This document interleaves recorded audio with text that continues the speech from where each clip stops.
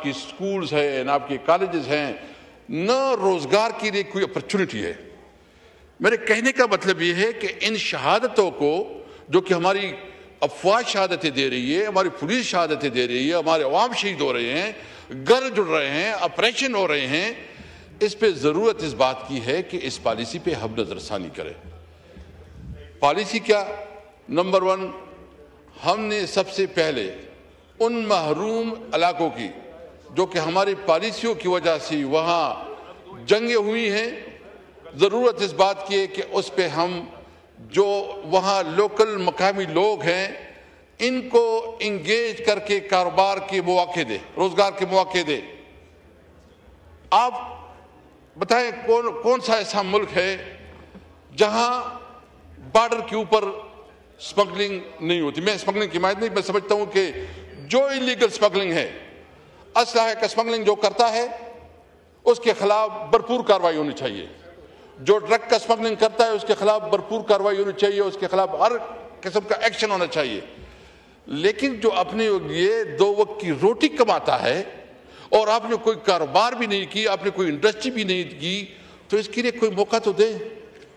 اور پھر جو آپ کے اپنے بارڈرز ممالک کے ساتھ آپ کی جو بارڈرز ہیں، خاص کر افغانستان کے ساتھ ہمارے بہت گرد شکوے ہوں گے۔ ہمیں احساس ہے کہ ہمارے لوگوں کو گلے ہیں افغانستان کی حکومت سے، لیکن اس کے لیے طریقہ تو نہیں ہے کہ آپ جو ہے یہاں سے دھمکیاں دیں کہ میں افغانستان کے اوپر حملہ کروں گا، آپ یہاں دھمکیاں دیں۔ اس کے ساتھ جو آپ لوگ کا ڈپلومیٹک چینل ہے، اپنے ڈپلومیٹک چینل کے ذریعے اس کے ساتھ نیگوشیٹ کریں۔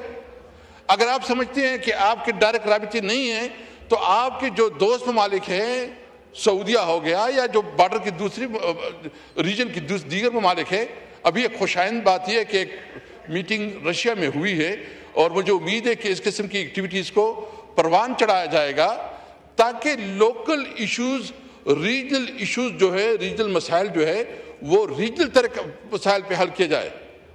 تو اس لیے میں سمجھتا ہوں کہ سب سے پہلے ہمیں اپنی پالیسی کو بھی دیکھنا چاہیے، افغانستان کے ساتھ ہمارے کاروبار، تجارت، ٹریڈ، اس کو مزید بڑھاوا چاہیے۔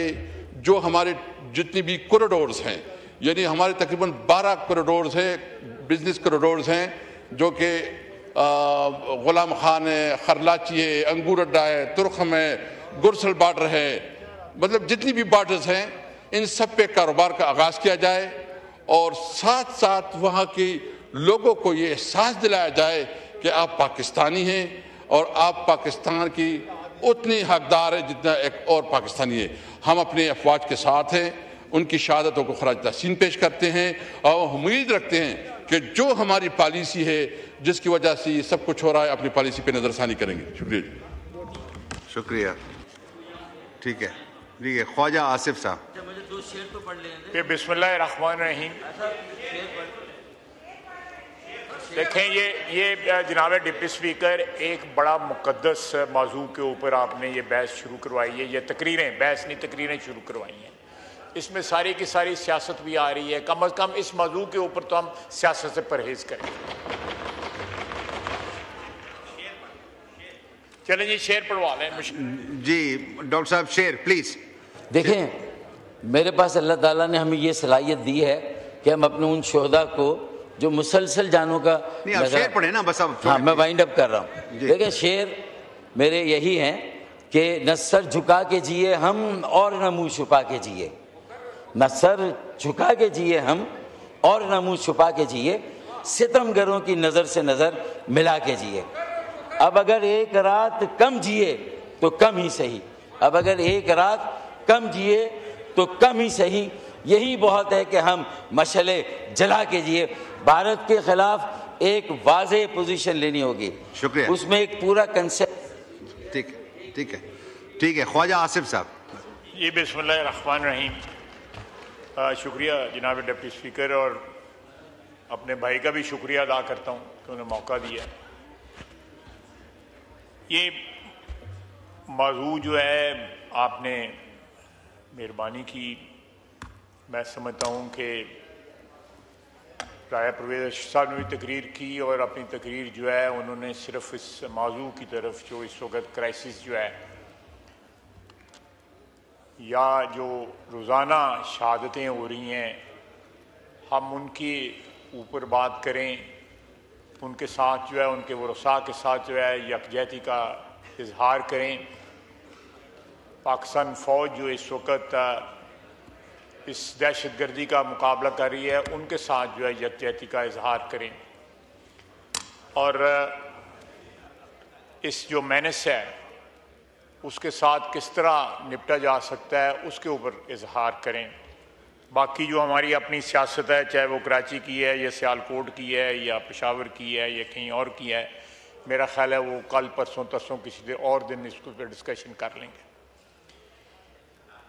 جناب اسپیکر، میں سے تقریباً 3 سال قبل میں افغانستان گیا۔ اسی موضوع کے اوپر میں نے اور اس وقت کے D G I S I جو ہیں میرے ساتھ تھے، صادق خان صاحب جو ایک اسپیشل نوائے ہیں افغانستان کے کانٹیکسٹ میں، وہ بھی میرے ساتھ تھے، اور ہم نے برملا ان کو بغیر کسی لگی لپٹی کے کہا کہ آپ کی سرزمین سے ہمارے ملک میں، ہمارے 2 صوبوں میں کم از کم جو ہے وہ دہشت گردی ہو رہی ہے، اور یہ 6-7 ہزار آدمی جو یہاں پہ بیٹھا ہوا ہے اس میں سے کچھ 3-4 ہزار جو ہے وہ پچھلی حکومت کے زمانے میں جو ہے وہ سوات میں لا کے بسایا گیا، لیکن ابھی بھی 6-7 ہزار آدمی جو ہے اس وقت وہاں پہ بیٹھا تھا۔ تو ہم نے کہا جی کہ آپ ان کو کنٹرول کریں، اور جو ان کی پناہ گاہیں ہیں آپ کی سرزمین کے اوپر ان پناہ گاہوں کو بند کریں، ان کی سرپرستی بند کریں۔